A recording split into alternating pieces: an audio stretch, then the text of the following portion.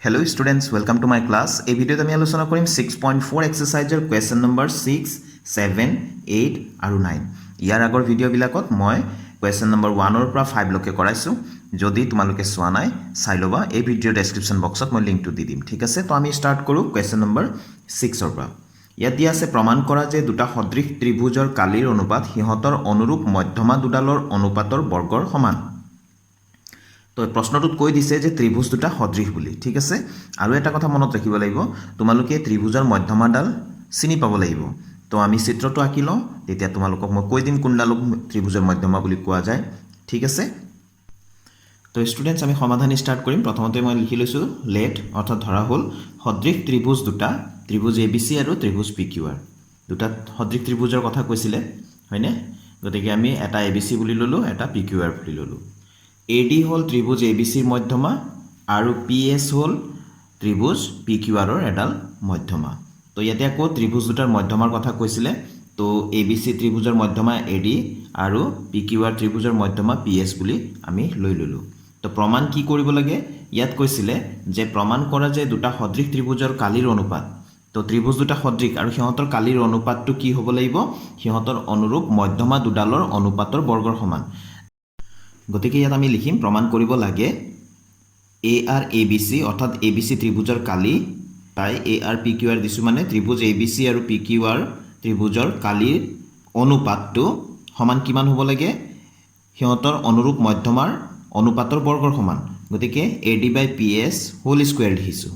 ঠিক আছে, AD হ'ল ত্ৰিভুজ ABCৰ মধ্যমা আৰু PS হ'ল PQR ত্ৰিভুজৰ মধ্যমা। গতিকে এইটো আমি প্ৰমাণ কৰিব লাগে। তো আমি চিত্ৰটো এই ধৰণে আমি আঁকি ল'ম। সো একেবাৰে সহজ, ABC PQR। এতিয়া মধ্যমা আমি মানে কি বুজো? ত্ৰিভুজৰ তিনিডাল মধ্যমা থাকে, ইয়াত এডাল এডাল মধ্যমা লৈ লৈছোঁ। ত্ৰিভুজৰ মধ্যমাটো হ'ল ত্ৰিভুজৰ যিকোনো এটা শীৰ্ষবিন্দুৰ পৰা আৰম্ভ কৰি সেই ৰেখাখণ্ডডাল ক'ত গৈ পৰিব?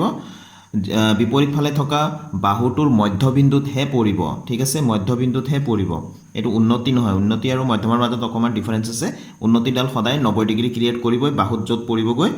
বিপৰীত বাহুত, শীৰ্ষবিন্দুৰ পৰা আৰম্ভ কৰি বিপৰীত বাহুত য'ত পৰিব তাত 90 ডিগ্ৰী কোণৰ সৃষ্টি কৰিব। কিন্তু মধ্যমাডাল সদায় কি হ'ব? বিপৰীত ফালে থকা বাহুটোৰ মধ্যবিন্দুত আহি পৰিব, অৰ্থাৎ D2 হ'ল এই BC বাহুৰ মধ্যবিন্দু।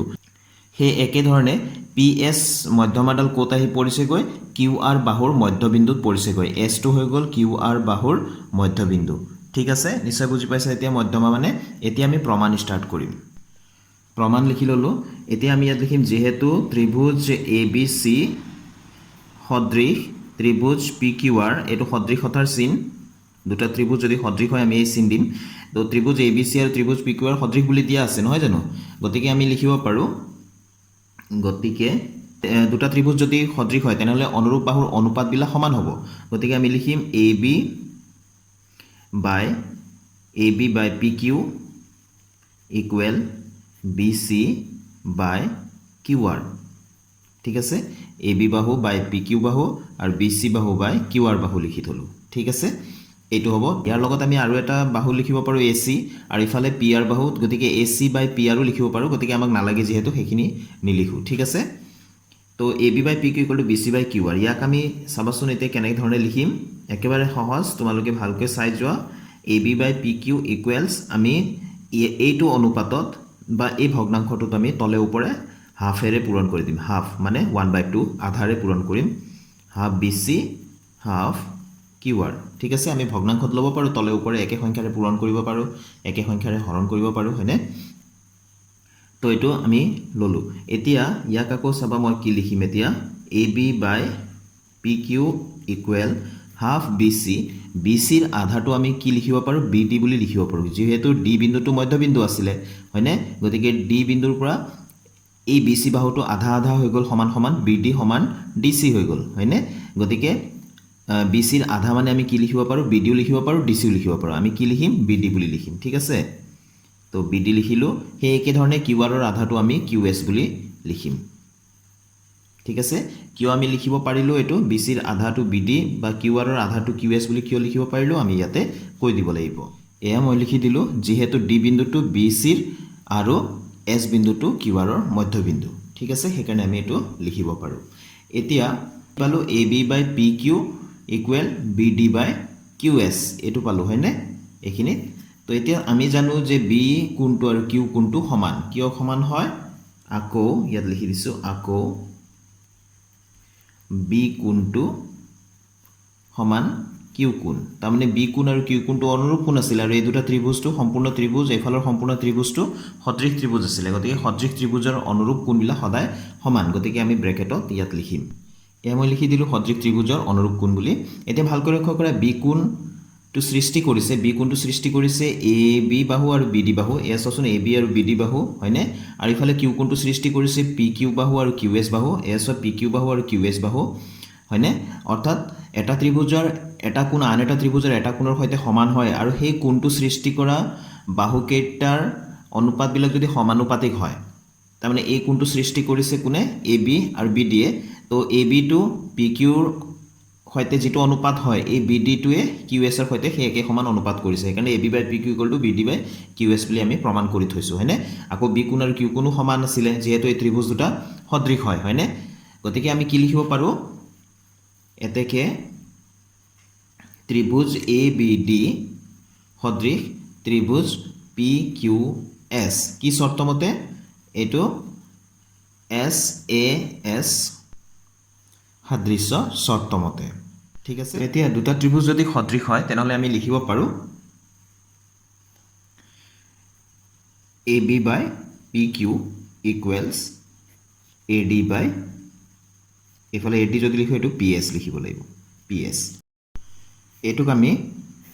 1 নম্বৰ বুলি দি থলো আমি এইটো কেনেকৈ লিখিলো যেহেতু ত্ৰিভুজ দুটা সদৃশ গতিকে সদৃশ ত্ৰিভুজ দুটাৰ অনুৰূপ বাহুৰ অনুপাতবিলাক সদায় সমান এ ডি আৰু পি এছটো কি আছিলে এ ডিটো এ বি চিৰ মধ্যমা আৰু পি এছটো আছিলে ত্ৰিভুজ পি কিউ আৰৰ মধ্যমা আছিল হয়নে এবাৰ লিখিম আকৌ ত্ৰিভুজ এ বি চি সদৃশ ত্ৰিভুজ পি কিউ আৰ এইটো দিয়া আছিল হয়নে একেবাৰে প্ৰশ্নত প্ৰথমতে দিয়া আছে গতিকে আমি গিভেন বুলি লিখিম যদি দুটা ত্ৰিভুজ সদৃশ হয় তেনেহলে 6.6 উপপাদ্য মতে আমি লিখিব পাৰোঁ যে সিহঁতৰ কালিৰ অনুপাতটো সিহঁতৰ অনুৰূপ বাহুৰ অনুপাতৰ বৰ্গৰ সমান হয় গতিকে আমি ইয়াত লিখিব পাৰোঁ A R A B C মানে এ বি চিৰ কালি by A R P Q R সমান A B by P Q A B by P Q whole square ঠিক আছে তো A B by P Q মানে আমি কি লিখিব পাৰোঁ A D by P S তো ইয়াৰ পৰা লিখিম এতেকে A R A B C by A R P Q R equal আমি কি লিখিম A D by P S সেইকাৰণে ইয়াতে উলিয়াই থৈছিলোঁ এইটো আমাক এ ডি আৰু পি এছটোৱে লাগিছিলে হয়নে তো A D by P S A B by P Q মানে A D by P S গতিকে হোল স্কুৱেৰ আছে হোল স্কুৱেৰটো দিলোঁ এইটোৱে আমি প্ৰমাণ কৰিব লগা আছিল হয়নে চোৱাচোন এয়া প্ৰমাণ কৰিব লাগে যে বুলি লিখিছিলোঁ A R A B C by A R P Q R equal to A D by P S whole square A ডিটো কি হয় এ বি চি ত্ৰিভুজৰ মধ্যমা আৰু পি এছটো কি আছিলে পি কিউ আৰ ত্ৰিভুজৰ এডাল মধ্যমা হয়নে গতিকে আমি দেখুৱাই দিব পাৰিলোঁ শেষত যে যিকোনো দুটা সদৃশ ত্ৰিভুজৰ কালিৰ অনুপাতটো সিহঁতৰ মধ্যমা দুডালৰ অনুপাতৰ বৰ্গৰ সমান হয় বুলি গতিকে আমি ইয়াত শেষত লিখি দিম প্ৰমাণিত হ'ল প্ৰুভড ঠিক আছে নিশ্চয় বুজি পাইছা তেনেহ'লে আমি নেক্সট কুৱেশ্যনলৈ যাওঁ এতিয়া ষ্টুডেণ্টছ আমি 7 নম্বৰ প্ৰশ্নটো লওঁ ইয়াত দিয়া আছে প্ৰমাণ কৰা যে এটা বৰ্গৰ এটা বাহুৰ ওপৰত গঠিত এটা সমবাহু ত্ৰিভুজৰ কালি বৰ্গটোৰ এটা কৰ্ণৰ ওপৰত গঠিত সমবাহু ত্ৰিভুজটোৰ কালিৰ আধা তো ষ্টুডেণ্টছ এটা বৰ্গ মই আঁকি ল'লোঁ বৰ্গ মানেতো নিশ্চয় তোমালোকে চিনি পোৱা যে এনেকুৱা এটা চতুৰ্ভুজ যাৰ চাৰিওটা বাহু সমান আৰু চাৰিওটা কোণ 90 ডিগ্ৰীকৈ হ'ব লাগে অৰ্থাৎ চাৰিওটা কোণ সমান তো এ বি চি ডি এটা বৰ্গ বুলি আমি ধৰি ল'লোঁ এতিয়া প্ৰশ্নমতে এ বি চি ডি বৰ্গটোৰ যিকোনো এটা বাহুৰ ওপৰত এটা সমবাহু ত্ৰিভুজ আঁকিব লাগে ধৰি ল'লোঁ মই এ বি বাহুৰ ওপৰত এটা সমবাহু ত্ৰিভুজ আঁকি ল'লোঁ এইটো ইয়াত নাম দিলোঁ মই ই বুলি ঠিক আছে আৰু ইফালে এ চি কৰ্ণডাল আঁকি ল'লোঁ কৰ্ণৰ ওপৰতো এডাল কৰ্ণৰ ওপৰতো আমি সমবাহু ত্ৰিভুজ আঁকিব লাগে তো সমবাহু ত্ৰিভুজ মানে তোমালোকে নিশ্চয় জানা যে এনেকুৱা এটা ত্ৰিভুজ যাৰ তিনিওটা বাহু সমান হ'ব লাগিব তো ইয়াৰ ওপৰতো আমি আঁকি ল'লোঁ এনেকৈ কৰি ইয়াতে এফ দিলোঁ তো এ বি বাহুৰ ওপৰত আমি কি গঠন কৰিলোঁ এ বি ই এটা সমবাহু ত্ৰিভুজ আৰু এ চি কৰ্ণৰ ওপৰত কি সমবাহু ত্ৰিভুজ গঠন কৰিলোঁ এ চি এফ ঠিক আছে তো এতিয়া আমি প্ৰমাণ কৰিব লাগে যে এই ত্ৰিভুজ এ বি ইৰ কালিটো কৰ্ণৰ ওপৰত গঠিত যিটো সমবাহু ত্ৰিভুজ আছে এই ত্ৰিভুজ এ চি এফ সমবাহু ত্ৰিভুজটোৰ কালিৰ আধা বুলি আমি প্ৰমাণ কৰিব লাগে এই কথাখিনিকে মই ইয়াত লিখি ল'ম এতিয়া তো ষ্টুডেণ্টছ এয়া চোৱা মই লিখি ল'লোঁ ধৰা হ'ল এ বি চি ডি বৰ্গৰ এ বি বাহুৰ ওপৰত এ বি ই সমবাহু ত্ৰিভুজ আৰু এ চি কৰ্ণৰ ওপৰত এ সমবাহু ত্ৰিভুজ গঠন কৰা হৈছে প্ৰমাণ কৰিব লাগে যে A B E ত্ৰিভুজৰ Kali small letter A R এৰে কালি বুজোৱা যায় এ বি ই ত্ৰিভুজৰ কালি সমান আধা হাফ অফ এ চি ত্ৰিভুজৰ কালি ঠিক আছে হাফটো মানে আধা বুজাব 1/2 মানে আধা বুজাব এতিয়া আমি প্ৰমাণ ষ্টাৰ্ট কৰিম ইয়াত মই প্ৰথমতে লিখি দিছোঁ আমি জানো সকলো সমবাহু ত্ৰিভুজ সদৃশ এটো তোমালোকে মনত ৰাখিবা তো এতেকে আমাৰ দুটা সমবাহু ত্ৰিভুজ আছিল কি এটা হৈ গ'ল A B E ত্ৰিভুজ A B E আৰু আনটো আছিল ত্ৰিভুজ এ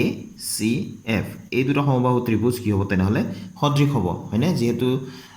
যদি সকলোবোৰ সমবাহু ত্ৰিভুজে যদি সদৃশ হয় তেনেহ'লে এই দুটা সমবাহু ত্ৰিভুজো সদৃশ হ'বই লাগিব তো যদি সদৃশ হয় তেনেহ'লে আমি জানো 6.6 উপপাদ্য মতে তোমালোকে চাই ল'বা 6.6 ভেৰি ইম্পৰ্টেণ্ট উপপাদ্য সেইটো প্ৰায় পৰীক্ষাত আহিয়ে থাকে তো তোমালোকে চাই ল'বা সেইটোৰ মই ভিডিঅ' বনাই থৈছোঁ এই ভিডিঅ' ডেছক্ৰিপশ্যন বক্সত মই দি দিম তোমালোকে নিশ্চয়কৈ সেইটো চাই ল'বা আৰু বুজি ল'বা ঠিক আছে তো এতেকে আমি লিখিব পাৰোঁ যে ত্ৰিভুজ দুটা যদি সদৃশ হয় তেনেহ'লে সিহঁতৰ কালিৰ অনুপাতটো সিহঁতৰ অনুৰূপ বাহুৰ অনুপাতৰ বৰ্গৰ সমান হয় তো এ আৰ এ বি ই অৰ্থাৎ A B E ত্ৰিভুজৰ Kali by A R A C F এইটোৱে অনুপাত বুজাই আছে এ চি এফ ত্ৰিভুজৰ কালি সমান কি হ'ব ইয়াৰ এটা এ বি বাহুৰ অনুৰূপ বাহুটো কি হ'ব এ চি হ'ব তো A B by A C অনুৰূপ বাহুৰ অনুপাতটোৰ বৰ্গৰ সমান অৰ্থাৎ এফালে বৰ্গ কৰিব লাগিব ঠিক আছে এইটো 6.6 উপপাদ্য মতে আহি আছে এতিয়া ভালকৈ মন কৰা এ চিটো হৈ গ'ল এই বৰ্গটোৰ এটা কৰ্ণ হয়নে তো বৰ্গৰ কৰ্ণটো সদায় √2 ইনটু ইয়াৰ বাহুৰ সমান হয় এছো মই লিখি দিলোঁ যেহেতু বৰ্গৰ কৰ্ণ সমান √2 ইনটু বাহু হয় তো এতেকে ইয়াতে বৰ্গৰ কৰ্ণ মানে ইয়াতে আছে আমাৰ বৰ্গৰ কৰ্ণটো এ চি এ বি চি ডি বৰ্গ যেহেতু লৈছোঁ তাৰ কৰ্ণটো এ চি লৈছোঁ এ চি ইকুৱেল √2 ইনটু বাহু যিকোনো এটা বাহু ল'লেই হ'ল এ বি এ ল'লোঁ কাৰণ বৰ্গৰ প্ৰত্যেকটো বাহুৱে সমান আমি ইয়াত এ বি ল'লোঁ কাৰণ ইয়াতে এ বি ব্যৱহাৰ হৈ আছে আগৰ পৰাই গতিকে আমি এ বি লৈছোঁ যাতে ইয়াত ব্যৱহাৰ কৰিবলৈ সুবিধা হয় ঠিক আছে তো এতিয়া আমি ইয়াতে লিখিম এ আৰ এ বি ই এইফালে কৰিব লগা একো নাই বাওঁফালে এ চি এফ তো ইয়াতে আমি লিখিলোঁ এ বি এ চিৰ ঠাইত কি লিখিম আমি √2 ইনটু এ বি আৰু হোল স্কুৱেৰটোতো আছে ইয়াক আমি দিবই লাগিব তো এ বিৰে এ বি কাটিলোঁ কেইবাৰ যাব এবাৰ যাব হয়নে একে সমানেৰে একে সমানক আমি হৰণ কৰিলে 1 পাওঁ গতিকে এইখিনিটোতো যেনেকৈ আছে তেনেকৈ আহিয়ে থাকিব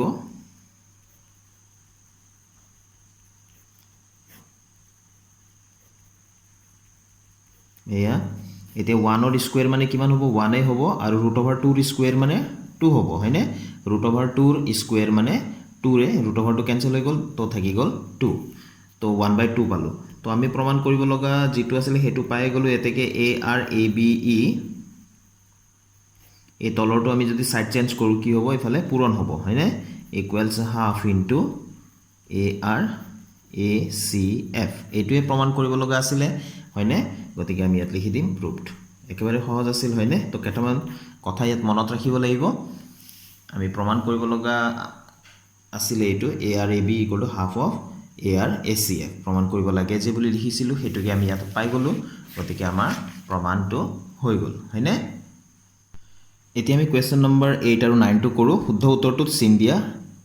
তো ইয়াতে আমি বুজি লৈ পেলাই আমি একেটা কৰিলে আমাৰ সদায় মনত থাকিব ইয়াত কৈছে এ বি চি আৰু বি ডি ই দুটা সমবাহু ত্ৰিভুজ এ বি চি আৰু বি ডি ই দুটা সমবাহু ত্ৰিভুজ বুলি কৈছে আৰু কৈছে বি চি বাহুৰ মধ্যবিন্দু ডি এতিয়া এ বি চি আৰু বি ডি ই ত্ৰিভুজ দুটাৰ কালিৰ অনুপাতটো একেটাৰ ভিতৰত কোনটো হ'ব সেইটো উলিয়াব লাগে মন কৰিবা এতিয়া ইয়াতে আমি যদি আঁকি লওঁ তেনেহ'লে এ বি চি এনেকৈ আঁকি ল'লোঁ এ বি চি এটা সমবাহু ত্ৰিভুজ আকৌ কৈছে বি চি বাহুৰ মধ্যবিন্দু এটা কৈছে ডি আৰু এফালে যদি বি ডি ই ত্ৰিভুজটো আঁকিব লাগে তেনেহ'লে ইটো আমি এইফালে ল'ব লাগিব ই ল'লোঁ ঠিক আছে তো আমাক কৈছিলে যে এ বি চি ত্ৰিভুজ আৰু বি ডি ই এই দুইটা ত্ৰিভুজে সমবাহু ত্ৰিভুজ আমি জানো অকমান আগতেও কৈছিলোঁ যে সমবাহু ত্ৰিভুজবিলাক সদায় সদৃশ হয় গতিকে সদৃশ ত্ৰিভুজৰ ধৰ্মটো কি আছিলে 6.6 উপপাদ্য মতে সিহঁতৰ কালিৰ অনুপাতটো কি হ'ব AR ABC by AR BDE কি হয় যে সিহঁতৰ অনুৰূপ বাহুৰ অনুপাতৰ বৰ্গৰ সমান হয় তো ইয়াত যদি আমি AB লওঁ এফালে BD ল'ব লাগিব এইটো স্কয়াৰ হয়নে তো এতিয়া D বিন্দুটো কি আছিল BC ৰ মধ্যবিন্দু হয়নে D বিন্দুটো BC ৰ মধ্যবিন্দু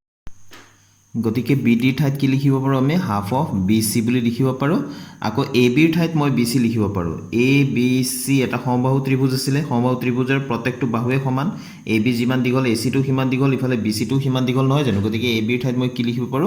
BC লিখিব পাৰো ইফালে স্কয়াৰটো আছে BC কটা গল আৰু তলৰ ভগ্নাংশটো সদায় কি হৈ যাব উলটি যাব তো 2/1 হ'ব আৰু বাহিৰত স্কয়াৰটো আছে অৰ্থাৎ এটো কিমান হৈ যাব 2 দুগুণ 4 হৈ যাব আৰু 1 স্কয়াৰ মানে 1 গুণ 1 হ'ব গতিকে অনুপাতটো কি হৈ গল 4/1 মানে 4:1 গতিকে এইটো আমাৰ কোনটো অপচনত আছে সি অপচনত আছে এছ সি অপচন 4:1 এইটো হৈ গল আমাৰ শুদ্ধ অপচন ঠিক আছে সি অপচনটো তাৰপিছত ইয়াত কৈছে দুটা সদৃশ ত্ৰিভুজৰ বাহুৰ অনুপাত 4:9 এই ত্ৰিভুজ দুটাৰ কালিৰ অনুপাত কিমান হ'ব আমি জানো যে দুটা সদৃশ ত্ৰিভুজৰ কালিৰ অনুপাতটো কি হৈ যায় বাহুৰ অনুপাতৰ বৰ্গৰ সমান হয় নহয় জানো গতিকে ইহঁতক বৰ্গ কৰি দিয়া 4 গুণ কিমান হয় 16 হয় 9 গুণ 81 গতিকে কোনটো শুদ্ধ আনসাৰ হ'ব ডি অপচনটো হয়নে 4 গুণ 16 9 গুণ 81 ঠিক আছে এনেকুৱা প্ৰশ্ন থাকিলে জিয়ে ভ্যালু নিদিয়ক ইয়াতে যদি 5 আৰু 6 থাকিলে হয় 5 5 গুণ 25 6 গুণ 36 পালো হয় হয়নে গতিকে মন কৰিবা ইয়াতে কোনটো উপপাদ্য ব্যৱহাৰ হৈ আছে 6.6 উপপাদ্য ব্যৱহাৰ হৈছে এই অনুশীলনীটোত গতিকে ইয়াৰ লগে লগে 6.4 উপপাদ্য শেষ কৰিলো আশা কৰো মোৰ ভিডিও তোমালোকক সহায় কৰি আছে তেনেহলে ষ্টুডেন্টস আজিৰ ভিডিওটো মই এটা সামৰিছো নেক্সট ভিডিওত আকৌ লগ পাম নতুন কোৱেশ্যনৰ সলিউশনৰ সৈতে thank you students keep watching my channel